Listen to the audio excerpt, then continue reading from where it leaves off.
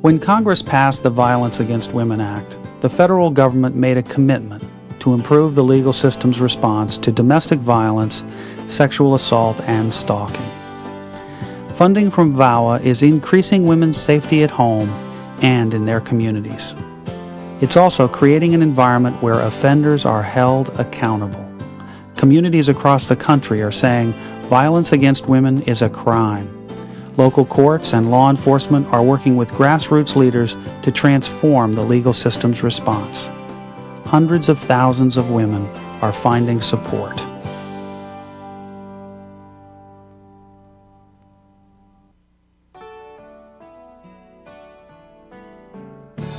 Victim safety begins with reaching out. In rural communities like Vermont, that can be difficult.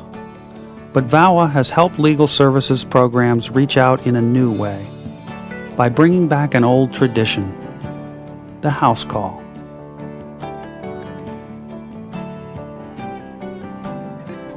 When I was still at Vermont Law School, I realized that after doing a project at the Orange County Court, the county where I grew up, I read 184 affidavits and I saw that women were being abused, threatened, and beat, the same as my mother had been over 40 years ago.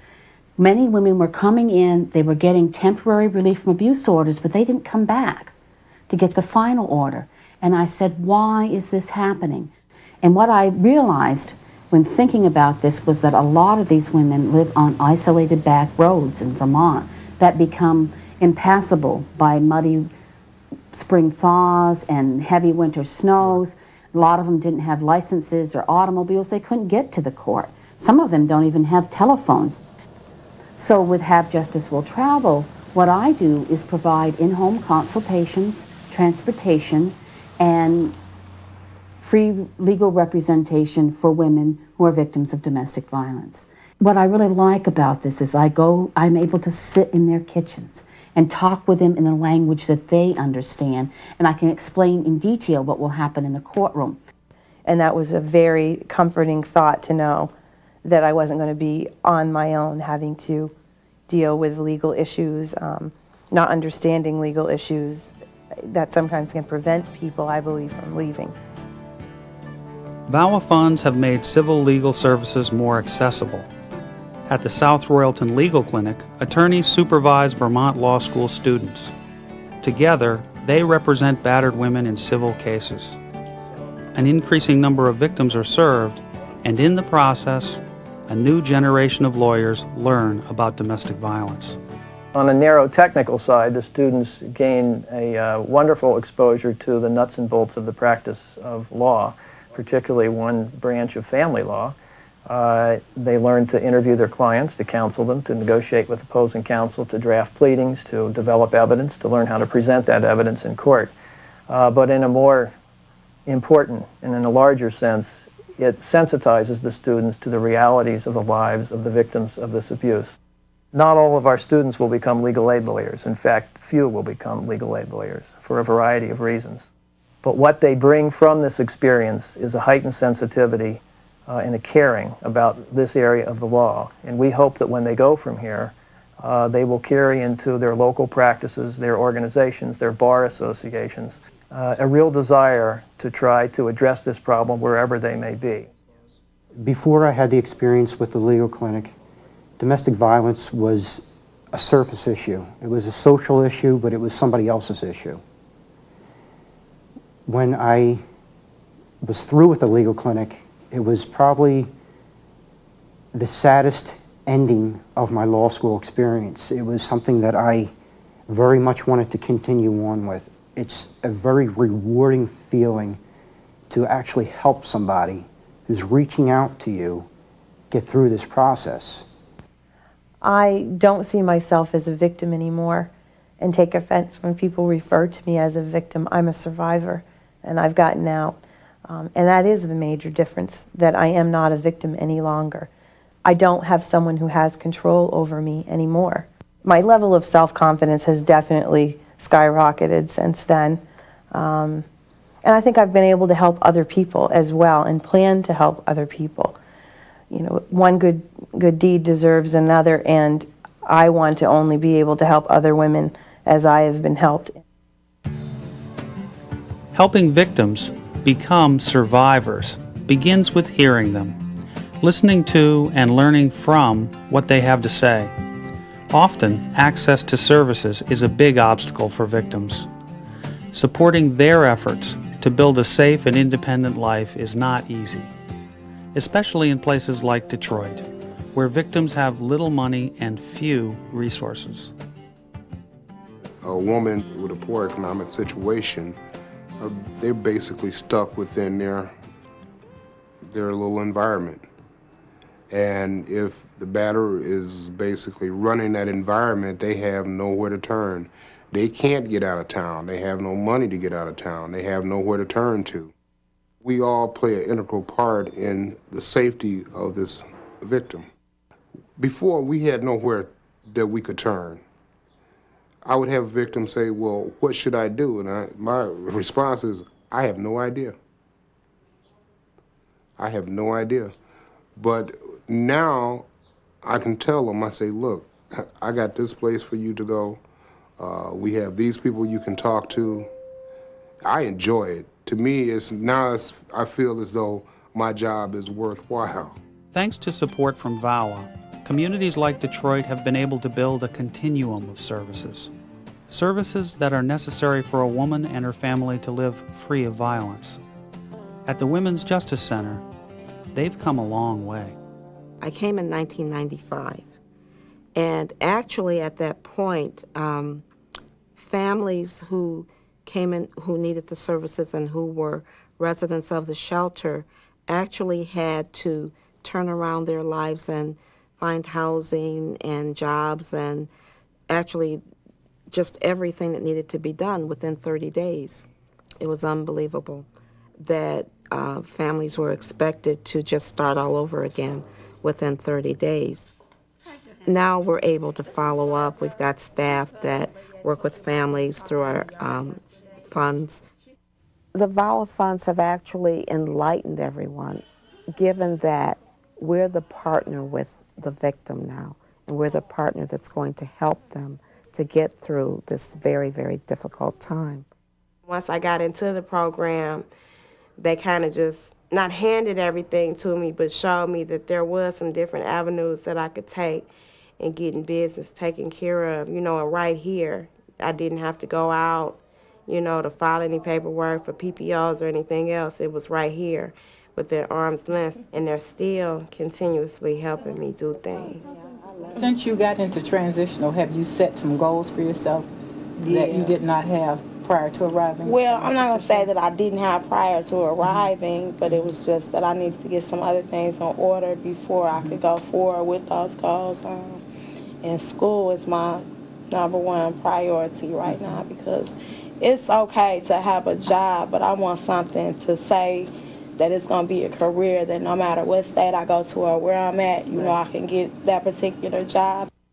I took a test for the Focus Hope program and did really well on the test. So I should be entering into that hopefully sometime next month. And that's a machinist training program for the Big Three, to get into the Big Three. So once I finish that training, I should be, you know, self-sufficient with a job that, you know, I don't have to go and ask anybody for give me this or give me that, because I'll have it and I'll have some type of schooling, so I'll never be jobless again. Never. A continuum of support can really make a difference for victims. But that's not enough. We've got to hold offenders accountable for their actions. VAWA funds have enabled the state's attorney's office in Cook County, Illinois, to target cases where the danger is greatest. Domestic violence may be a misdemeanor in the courtroom in many cases, but based on what we see, it often turns into that murder down the road if it's not handled right. TAC stands for Target Abuse Calls. We take the most serious cases out of all our domestic violence cases, which there's 50,000 of them a year. We wind up with approximately 2,000 cases, and we put them in the TAC team. And the TAC team consists of 2 prosecutors. We have 4 investigators. We work in teams, 2 male-female teams. And we have 2 people from the advocates, and we have 2 court advocates.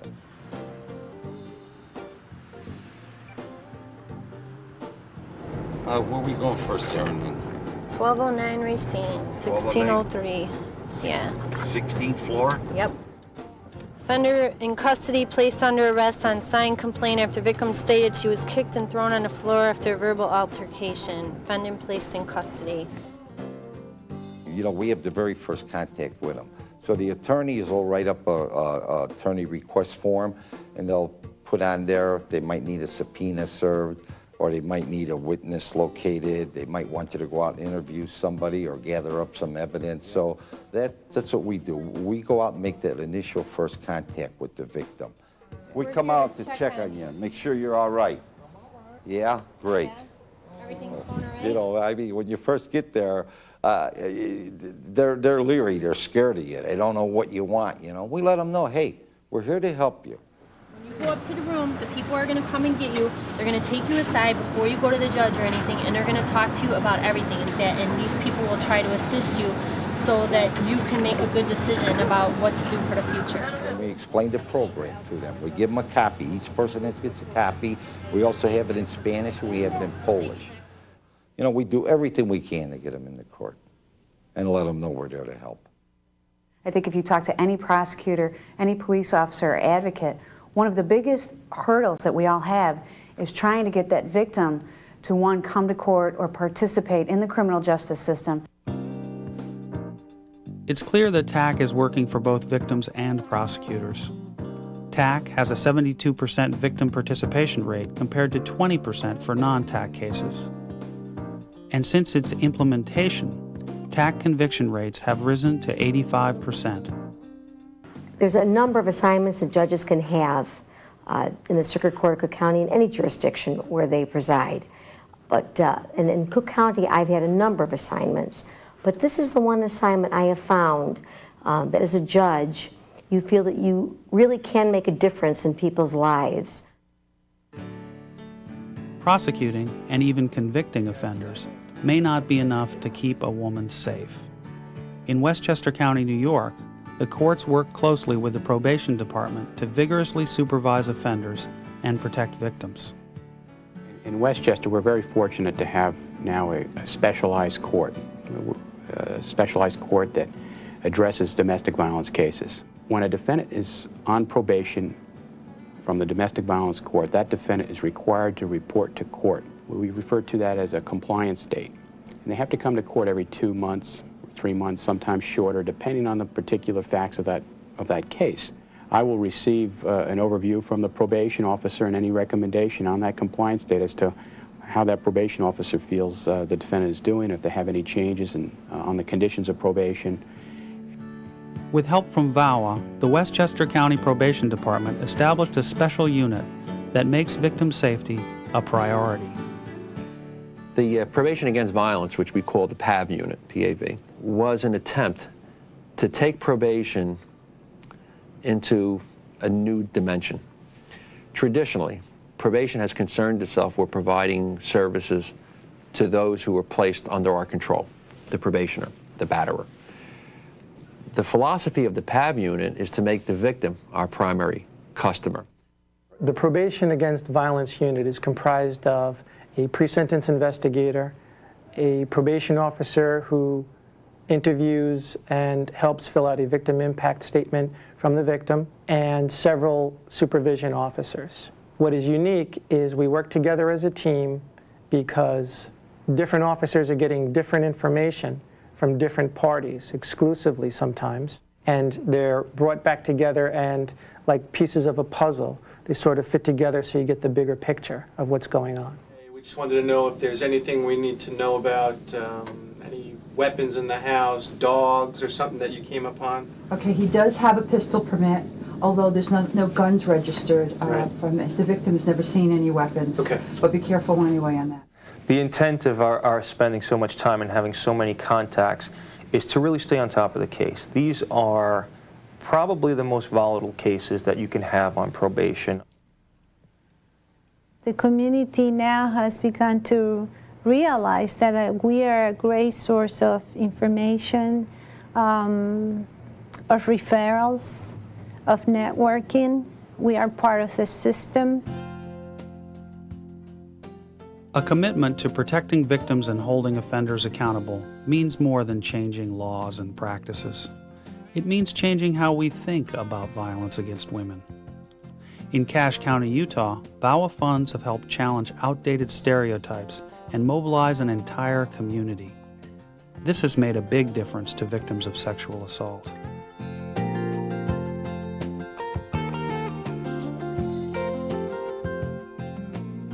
Well, back in 1994 in this county, there was a group of us that did some research because we were frustrated with what was happening with the prosecution in this area. And we discovered that for at least 7 years, there had not been a single rape case filed where the victim was an adult woman. And we decided that something had to be done about that. There were a group of police officers, a group of individuals who were involved in the shelter for women and others who all came together and said, we've got to change this. When we started, we were the worst anywhere. Glamour magazine highlighted us as one of the worst offices in the whole country. And we had no resources to change that. We had vision, we had hope, we had a lot of goals, but we had no people to make those goals happen and to bring that vision around. When VAWA funded us with a victim advocate and a prosecutor both, all of a sudden we had resources. And we were able to start educating the community, prosecuting the cases, and really moving forward. Before we were able to receive VAWA funding, women in the shelters and women who had been brutalized were told, quite frankly, by responding law enforcement officers not to bother to even consider that there is going to be a prosecution of this case. Today we have exponentially increasing numbers of women who are reporting crimes to police because they know that they're going to be treated sensitively. They know that their needs will be met. Now they have a whole team behind them that will take them through every step of the process. When we get the initial call that there has been a rape occur, or an alleged rape occur, our central dispatch, where our police are, they will beep out the sergeant nurse who's on call. They'll also beep out a victim's advocate, and at the same time a police officer or a detective will come. Usually we'll meet at our clinic and sit down with the patient, and through that joint effort we'll get all the information we need from the victim that night. She'll have to tell her story one time and one time only, and we collect the evidence and she's home in 2 hours. It just makes it much nicer. Cache County's approach is working. In the years prior to VAWA, no adult sexual assault cases were filed. But all that has changed. In 1999 alone, 65 sexual assault cases were filed in Cache County. We've developed the cases. We see more cases coming in because people trust us. I think people understand that we're going to take the cases seriously, that we're going to work very diligently. And the county has put its resources behind our prosecutions. And so, I'm here now to ask you to do what you swore you would do at the beginning of this trial, Liz. To decide these facts fairly and to decide them honestly. If you analyze these facts fairly and if you analyze them honestly, you know, first of all, that both of them can't be telling the truth. And second of all, that she is telling the truth. A trial is nothing more than an education. This isn't really a prosecution of one case after the next after the next. This is a community revolution. This is an awakening. This is saying you cannot rape women in our county, even if you know them, even if you're married to them. We don't stand for that. A community revolution requires vision, leadership, and most of all, a commitment from the entire community. Ending violence against women begins with a recognition that this is not a woman's problem, it's everyone's problem.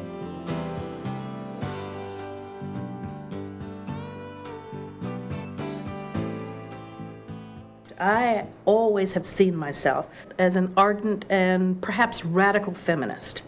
And having to deal with the issue of domestic violence and rape, we always in the beginning dealt with it as a woman's issue. And so it was really a radical shift to talk about dealing with the problem, not as a woman's issue or a woman's concern or a woman's problem that we had to fight all the systems to change, but as a community problem.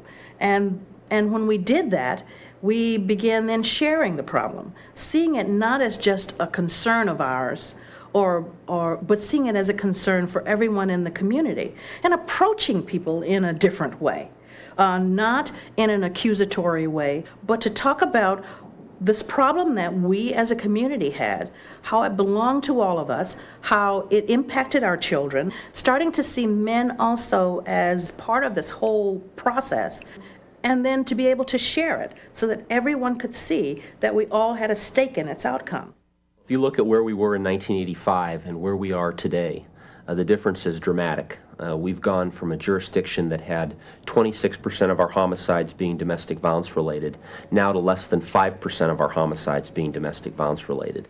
And that shift has been dramatic. And it hasn't just been the criminal justice system. It's been the criminal justice system in partnership with the entire community. And it's been the criminal justice system listening to battered women's advocates and shelter advocates as to what we should be doing, and then doing what they say.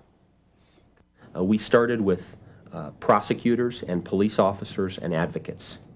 And then it was the medical profession, and then it was the civil attorneys, and then it was the paramedics, and then it was the pastors, and then it was animal abuse professionals, and then eventually, late for us, it was child abuse professionals. It was slowly expanding that circle so that we just kept adding people. In San Diego, we have the San Diego Domestic Violence Council. We are a grassroots organization made up of 600 individuals, over 200 organizations, and about 17 active committees. We've been able to reach out to different communities that normally we would not have worked with in the past, like the gay and lesbian community. We have strong partnerships with them. We were also able to launch into the area of elder abuse. Before and without funds, we weren't able to do that. We had to focus on the bulk of the work. But now we've been able to develop partnerships. VAWA had a profound impact on us because VAWA came into place at a time where we were organized at the grassroots level. We had the relationships, we had the beginnings, we had the protocols, but we didn't have the resources. And doing domestic violence work right is resource intensive, very resource intensive. VAWA allowed us to put the money at the front end. And here we are, 6 years later, domestic violence homicides are down dramatically. And we know that it's because the resources were provided to do the job. The passage of the Violence Against Women Act in 1994 set in motion extraordinary changes. There's no doubt that today, women and communities are safer. There is much to be proud of, but there's still work to be done. They're out there. I mean, thousands and thousands of victims out there waiting for someone to hear them and find justice for them. If I'm anything as a prosecutor, I'm a messenger. And the message that I have is that you don't commit serious crimes. You don't assault women. You don't exercise power and control over people that are smaller or weaker than you. or that you think that you can manipulate. 1994,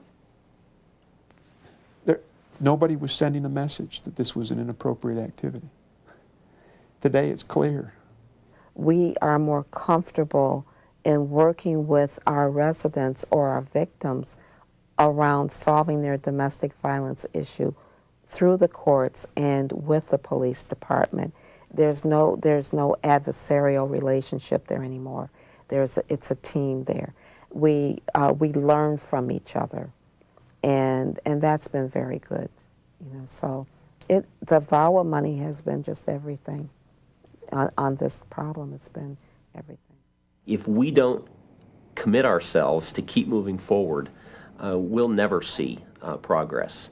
The hope of it all is there is progress evident. When you look at jurisdictions that have done this right, that have worked at it, you see incredible success. You see lives saved, you see families turned around, you see violence stopping, you see homicides going down. You see those kinds of things in jurisdictions that do it right, small or large. So we know that we can make a difference.